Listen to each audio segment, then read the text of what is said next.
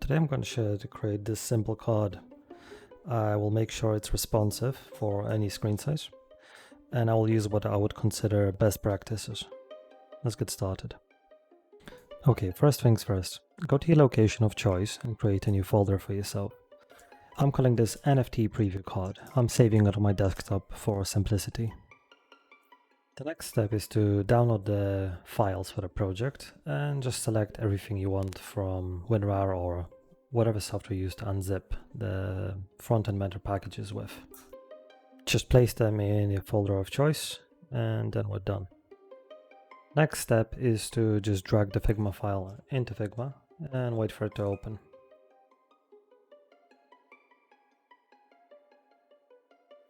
At this stage, the choice is yours. What I usually choose to do is just start drawing rectangles all around the project. In the end, a website will effectively be just a bunch of rectangles that are differently styled with different content. All I'm doing here really is setting up, okay, what is the main container of this particular component?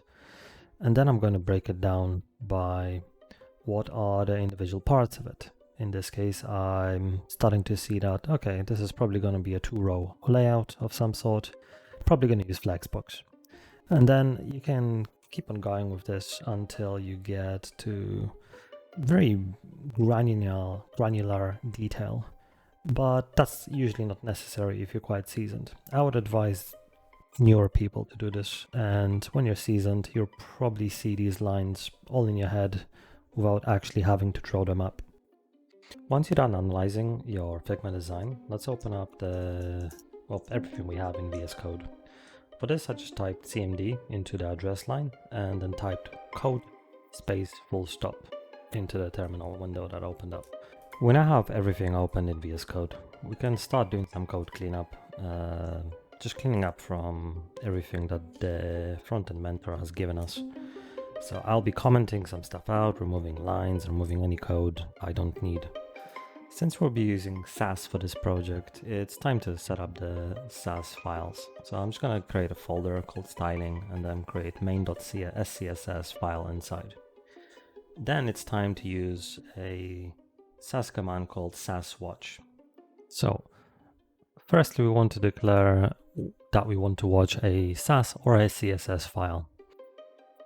We then want to select the file that we want to watch. In this case, I'm going into a folder called styling and I'm selecting a file called main.scss.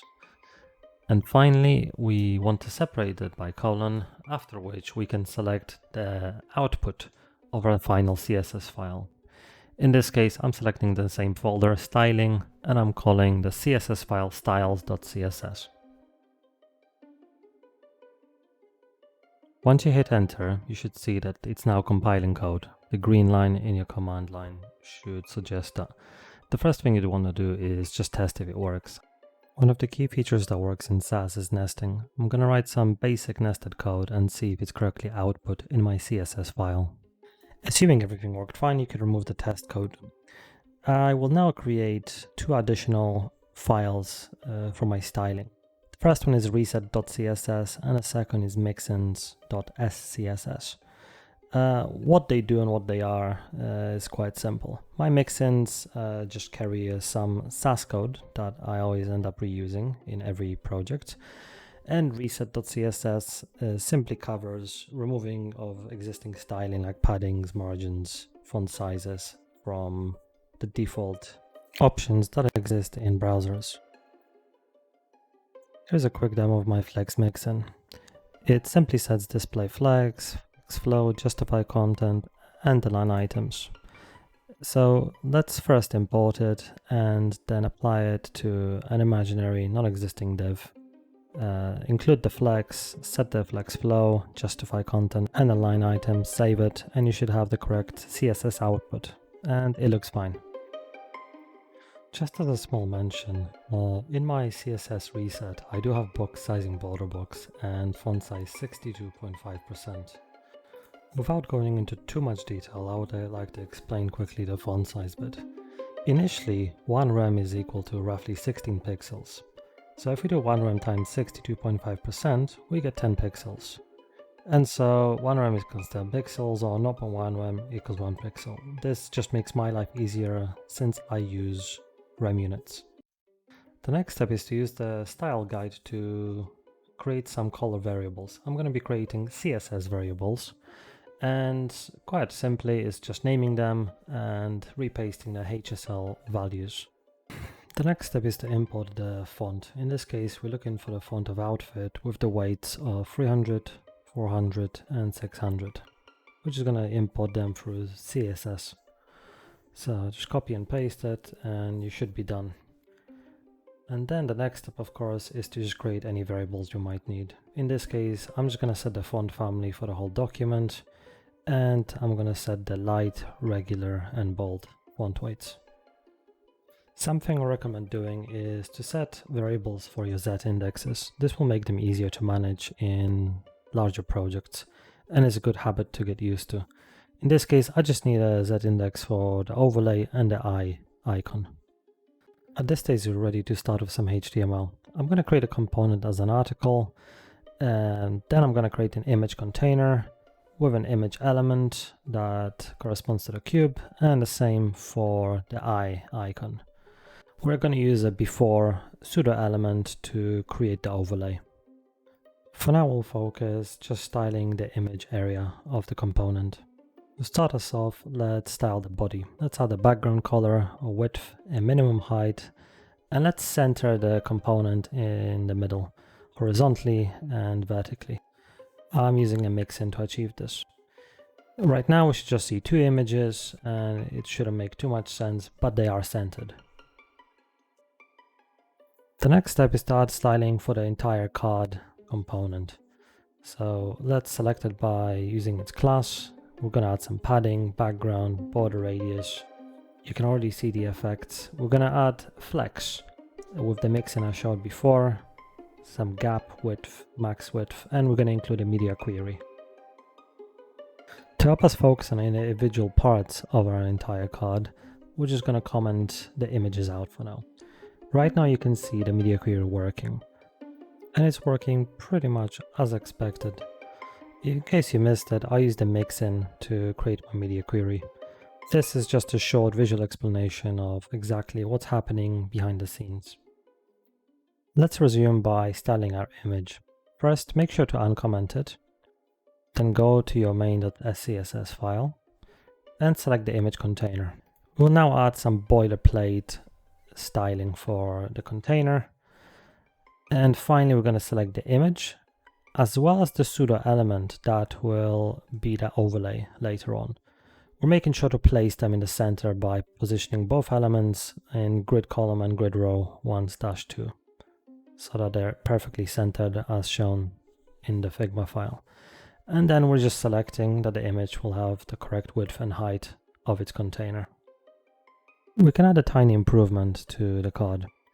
We can add the transition property, and now when the media query is activated to select the width, the box will transition nicely, become bigger and smaller. The next step is to uncomment the eye, and we can continue coding the styling for the eye by selecting its width, opacity, transitions, and so on. And then we need to add the hover behavior to our image. So in this case, when we hover over the image, we want the eye to be shown. And we need to add some styling to create the overlay. So add some boilerplate styling, width and height have to be 100%, just like the image.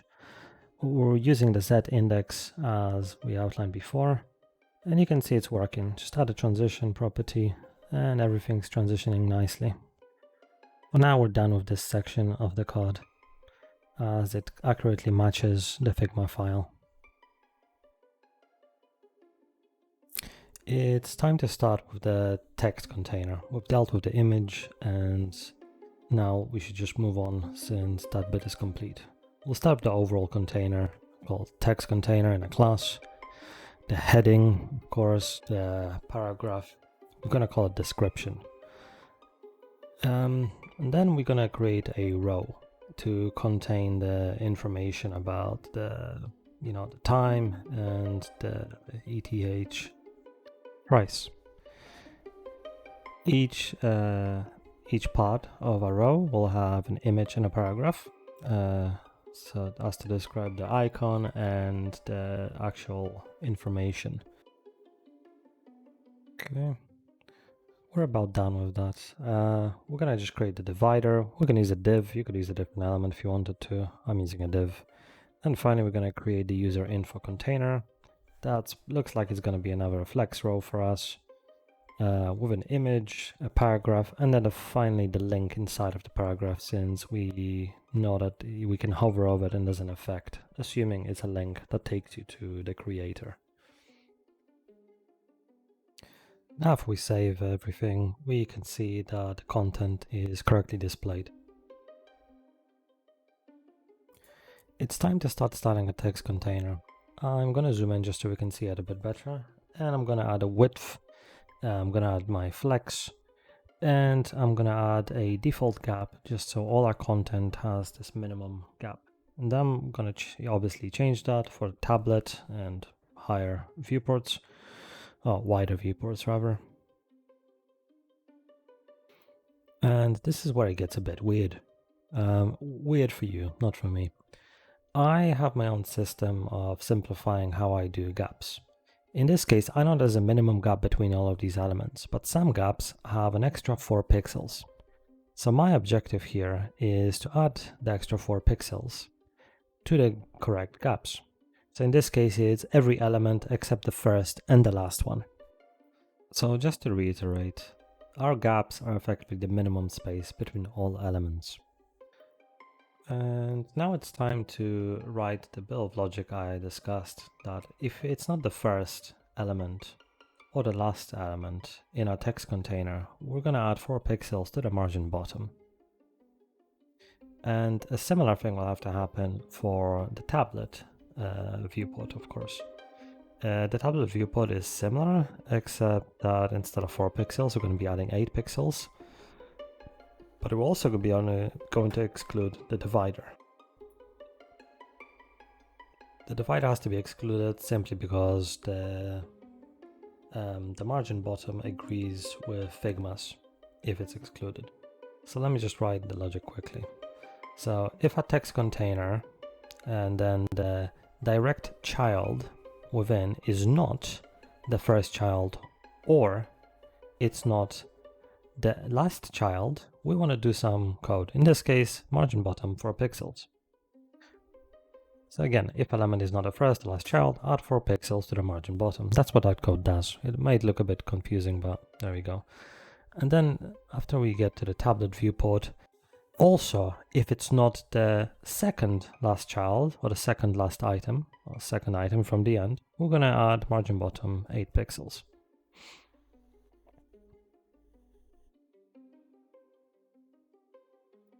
So if we quickly check that the viewports are working, I'm going to make it smaller, bigger, and yeah, it seems that they're adding the correct amount of pixels as we increase the viewport width. At this point I realized I missed some variables for the text. So I quickly looked into the Figma file, checked what's what, and I've added the font size and the line height variables, which we will need to style everything correctly. You don't have to use variables, I just choose to work with them. Now that we've added the missing text variables, we can work with a heading. Because we're working in SAS, we of course continue to nest the heading within text container. We're just going to add the basic boilerplate code for it. In this case, we're just going to add the color, the line height, of course, cursor pointer because it's a clickable item, transition, and with transition, of course, we want to add some hover effect. In this case, we're just going to change the color to cyan or cayenne. And I realized at this point that we probably don't need all these comments that I wrote initially. Another small mistake I noticed is that my font weights do not have the correct names. So I've just corrected that real quick. Whilst correcting the font weight variables, I realized that I didn't actually officially add a font weight to my heading. So I'm going to quickly add that, and then we can work on the description paragraph. We're again going to add some basic boilerplate. Nothing too fancy here. Thankfully the design keeps it nice and simple. Here it was worth checking that as I expand the viewport and the card changes, the design and my code matches the paragraph. In this case we can see that the word promotes goes to the next line and of course returns to the first line depending on the viewport, just like in our design.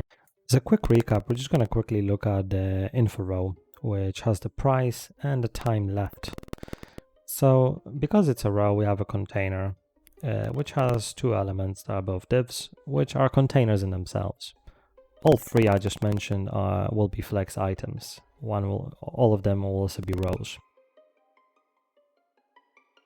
As per usual, we're going to focus on the main container, which in this case is info row. I'm going to add the boilerplate coding, again working with width and flex. And then we're selecting each of the divs that is price and time left. We're making those into our flex rows as well with a little gap. Now you can see that everything looks much closer to the design. Then I know that price and time left both have very similar styling in everything except color. So we're going to work with font size, font weight, and of course line height. Now we can style the individual text. So in this case, we're going to work with color for the price and the color for time left.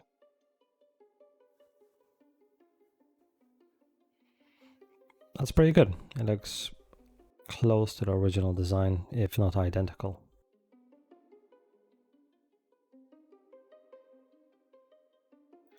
The next item on our list to style is a divider line.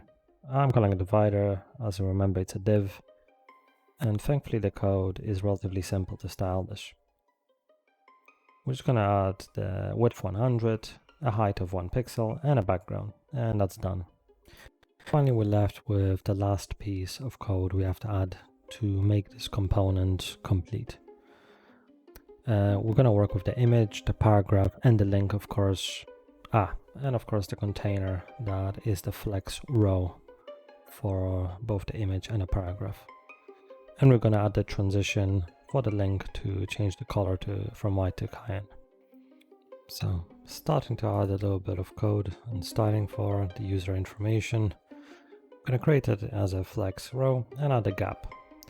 Then to quickly style the image, we're going to add a fixed width as per the design, a border and a border radius, and that looks pretty close to the original design now. Now we're going to style the paragraph. Paragraph and the link share most styling except the color, which will be overwritten due to the specificity of the following code for the actual link. So we're going to add a little padding and a color white and transition, which of course is followed by the hover effect. That looks pretty close to the original now. You might be thinking why I'm adding some padding left. Well, that's because there's actually a little gap between them in the design that you can see if you remove it or put it back. And that's the final result. The card looks pretty similar to the design. It may be pixel perfect, I couldn't be sure, but it looks good enough for me.